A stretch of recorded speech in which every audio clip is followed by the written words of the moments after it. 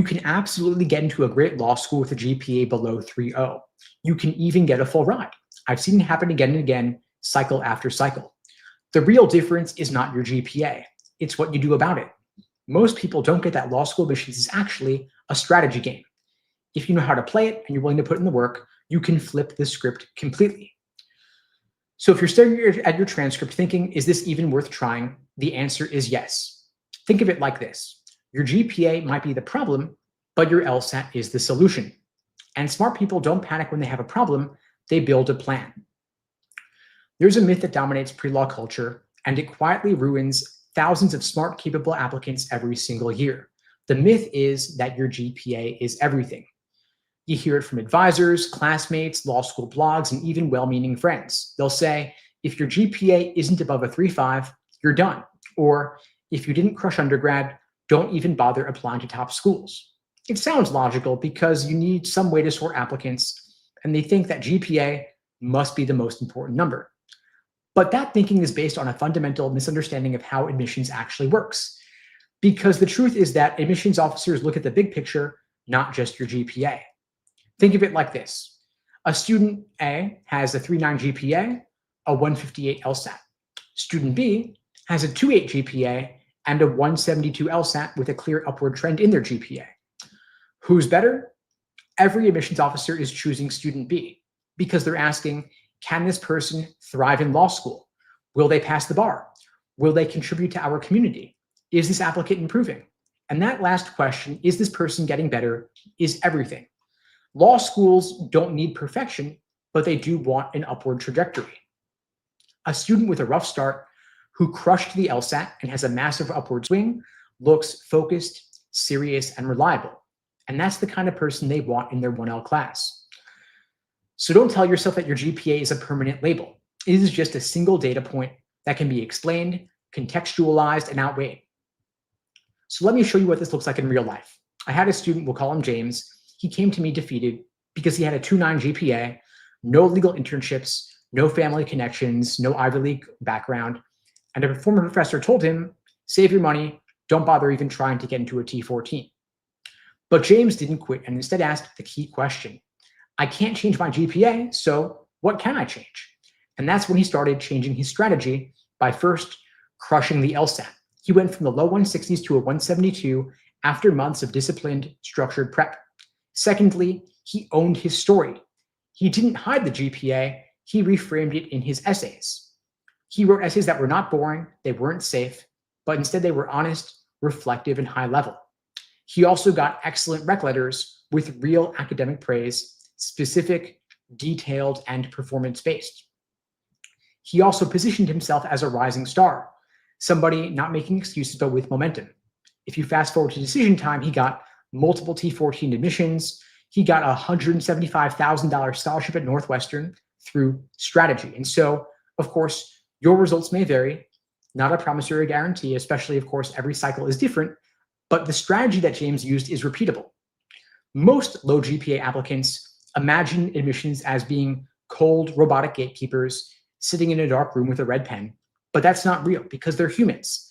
They're highly educated humans, but they're still humans, and they read thousands of applications a year looking for context. They're not asking, who were you at 19? They're asking, what will you be like at 25 when you're in law school? Will you grind? Will you put in the work? Will you pass the bar?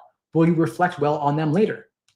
That's why the worst thing you can do is pretend that they won't notice your GPA, because they will every single time. It's right there in LSAC. They're getting a copy of your transcript. You also don't want to over-explain every semester and flood them with excuses. You want a short, clear, professional explanation paired with strong evidence of growth.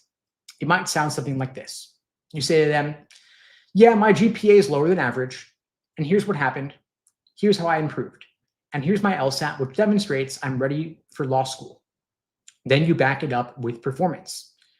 Now, if the GPA is your weak spot, the LSAT is your comeback story. The LSAT is the single highest ROI move in your entire application. It's standardized, it's more recent than your GPA, it's predictive of how you'll do in law school and how you'll do on the bar, and it's objective. It measures reasoning, reading, attention, and focus, which are the exact skills you need for 1L and the bar. If you've got a 172 LSAT, you're a serious candidate. If you've got a 158 LSAT, not so much. That's why the general rule is always the same. Aim for the highest possible LSAT score, ideally 170 plus every single time, no matter what your GPA is. Because your LSAT score doesn't just get you in, it also gets you money, and it lowers the risk of admitting you in the eyes of the committee. It tells them that you can handle the work. And most people get it wrong because they take the LSAT once, they get a 158 or a 165 or maybe even a 167, and then they quit. And that single decision costs them 6 figures. Retaking the LSAT is one of the highest ROI decisions you can ever make. And you don't get punished for it because law schools only take the highest score. They don't average multiple. And they don't just look at your final GPA, they look at your trajectory. If you have a flat average for 4 years, not as good as a 2.3 early on and a 3.9 later. Because the growth tells a story, tells them that you're resilient, you solve problems, and you're trending upward, which is exactly what they want. Even a modest upward trend, like from a 2.5 to a 3.3, can still help. And this might be controversial, but it might be worth taking classes where you can get easy A's. All else being equal, I would rather that you take classes where you can learn something. But if your sole desired focus was to get into law school, because of rampant grade inflation, you want to go for the A's. It works. Simple as that. Now, of course, beyond LSAT, beyond GPA, there's also your personal statement. You don't want to dump your life story there, but you want to show a past challenge, how you overcame it, and what you learned from it. So the past challenge followed by your growth and a prediction or an indication of what your future success will look like. There's also letters of rec. You don't want generic letters, of course. You want specifics, performance-based academic letters that say, this student thinks, writes, and performs at a law school level. And if you want to help yourself get better letters, you give your recommenders some details. You give them a bulleted list of your accomplishments, some reminders of what you did in class, papers you wrote, class participation, office hours. All of that makes a difference. You want people who can speak to your growth, your discipline, your academic chops, and your performance under pressure. That is what truly matters. Now, there will be some weaknesses, of course, because nobody's perfect, but every weakness you want to counter with evidence of strength. If you've got a low GPA, you balance it with a higher LSAT. If you had rough early semesters, you balance it out with an upward trend. If they have concerns about your academic ability, you balance it out with strong writing samples, strong essays, strong rec letters. Because admissions has one main fear. They are mitigating their risk. They want to know, will this person struggle in 1L? And your job is to remove that fear entirely. Now, let's say you're writing a GPA addendum. Most people butcher it because they'll be vague, they'll get emotional, or they'll fill it up with full of excuses. A good addendum is short, it's factual, and it's actionable. A bad example would be, my grades dropped because I was overwhelmed. I've matured since then. Not so good. Why were you overwhelmed? How do we know you've matured? Prove it. Show, don't tell, right? So a better example would be, during my sophomore year, balancing full-time work and school negatively affected my GPA. But beginning junior year, I reduced my work hours, I built structured study habits, and I sought academic support. As a result, I earned a 3.9 GPA in upper division coursework. This is specific and it's proven. So to pull it all together, if you have a low GPA, your path is harder, but it's not impossible. You can't afford to be sloppy though, but you also don't need to be perfect.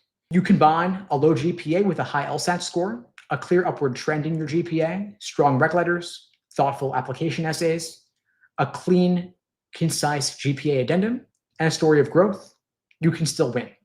It's all about strategy, and you've got way more control than you think. So don't give up, because you don't need to be flawless. You've just got to be undeniable. And you can counter every weakness with a strength. Your GPA may be fixed, but your LSAT score is still the biggest factor that you can move. And so think about, what can you control? Don't look backward, just look forwards. What can I change? GPA is fixed. I can still get strong rec letters. I can still write strong application essays. And most importantly, I can still get a higher LSAT score.